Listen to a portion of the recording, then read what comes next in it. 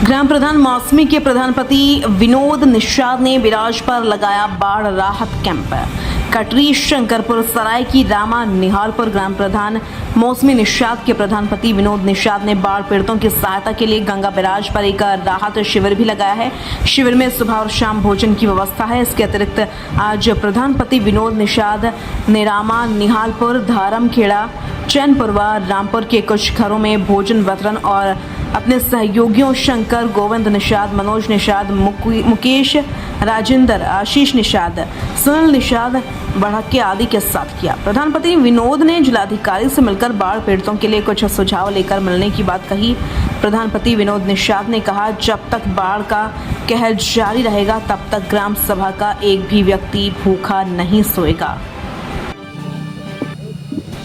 प्रधान जी, आपके क्षेत्र में कितने गांव जो है जो बाढ़ ग्रसित हो चुके हैं और आपके द्वारा अभी तक क्या सहायता गाँव वासियों के लिए की जा रही है? हमारी ग्राम पंचायत कटरी संगमसर ब्लॉक कल्याणपुर कानपुर नगर है। हमारे पंचायत में काशीराम नगर में सीवर भी बना हुआ है, जहाँ पे जिन घरों में पानी चला गया वो लोग वहीं रह रहे हैं, वहीं खाना पीना खा रहे हैं और वहीं शासन की तरफ से राशन खाना आ रहा है, लंच पैकेट जो भी आ रहा है खाना वहीं आ रहा है। और वहीं स्वास्थ्य की और वहीं पे डॉक्टर वगैरह वहीं आते सब देखभाल करते हैं।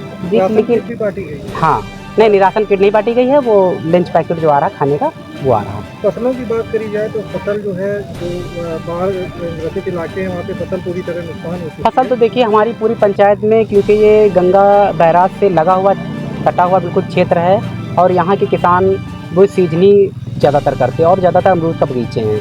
पानी तो आज टोटल पूरे ही ज़मीनों पे आ गया है। हम मान के चलिए कि 20% ज़मीन बची, 80% डूब चुकी है और किसानों का जो भी मतलब जो लौकी, तुरई, करेला जो होता है वो सीजनी सभी चला गया है।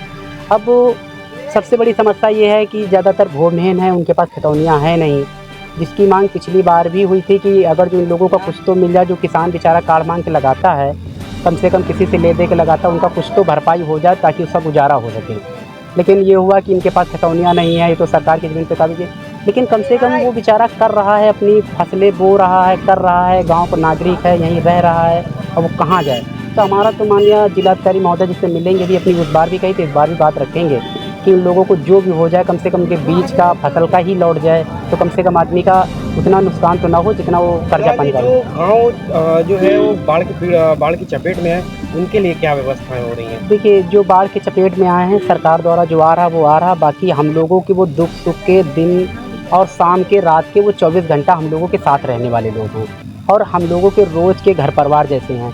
इसलिए हम लोगों ने भी ये प्रयास किया कि हमारी टीम, हमारे लोग, जितने लोग हमारे ग्राम पंचायत के, उन लोगों ने भी ये प्रयास किया कि हम लोग कंधे में कंधा लगा के जो हो सकेगा, जैसे कि शाम को कढ़ी चावल, दिन में छोला चावल या जो भी जैसे हो पा रहा, हम लोग कंधे में कंधा मिला के ट्रैक्टर से और ट्रॉली में रख के या अपने यहाँ कैंप लगा के हम लोग खाना देने का काम कर रहे हैं। अभी देख बाढ़ के हालात कैसे हैं यहाँ पर? अब तो बिल्कुल नॉर्मल है, घट गया पानी। हाँ। पानी घट रहा है। आज से लगभग 20 दिन पहले बाढ़ का जब जल स्तर बढ़ा था तो गांव चपेट में आ गए थे, फिर जल स्तर जब कम हुआ तो गांव पूरी तरह से सही थे। हाँ, लेकिन अभी हफ्ते बस अगर देखा जाए तो फिर एक बार जो हाँ, ये पहले बाढ़ आई लेकिन चली गई। आने वाले समय के लिए क्या है? आने वाले समय के लिए हम लोगों का देखिए, आज से हम लोग करीब 15 दिन पहले जिलाधिकारी महोदय जी से मिले थे और मिल के हमने अपनी बात रखी थी कि यदि हमारा ये गंगा बैराज से लगा के शुक्लागंज तक एक मार्जिन बांध बन जाए जिससे पानी गंगा जी का हमारे क्षेत्र में ना आए, तो हमारे किसान व हमारे गाँव के सभी सुरक्षित हो जाएँ। जिलाधिकारी जी ने जिसमें टीम भी गठित की, SDM महोदय, तहसीलदार साहब और एक्सीएन साहब भी आए थे। आने के बाद में जांच की, लेकिन एक्सीएन साहब ने उसमें बहुत न्यूट्रल रिपोर्ट लगा दी। जबकि हमें तो लगता है हमारी अगर जो रोड डामर रोड कट जाएगी तो 14 गांव का आना जाना बंद हो जाएगा, जबकि वो बहुत ज़रूरी और आवश्यक है, जिससे जब तक ब्रिजेज बांध नहीं बनेगा गंगा जी के किनारे तब तक ये गंगा जी के किनारे वाले हमारे समाज के जो भी भाई बहन रहते हैं उनके लिए समस्याएं ये बनी रहेंगी। और ये आज से समस्याएं नहीं, हम लोग जब पैदा नहीं हुए थे हम लोगों के पिताजी या उनके बाबा लोग इस समस्या का सामना करते रहे, लेकिन आज हम लोग ये उम्मीद करते हैं माननीय मुख्यमंत्री जी से या अपने जिलाधिकारी महोदय जी से और हमारे क्षेत्र के जो जनप्रतिनिधि हैं उन लोगों से भी अनुरोध करते हैं कि इसका मुद्दा उठाएं और माननीय मुख्यमंत्री तक, प्रधानमंत्री तक जाए ताकि ये बांध हमारा बने, ताकि हमारे लोग सभी लोग सुरक्षित रहें।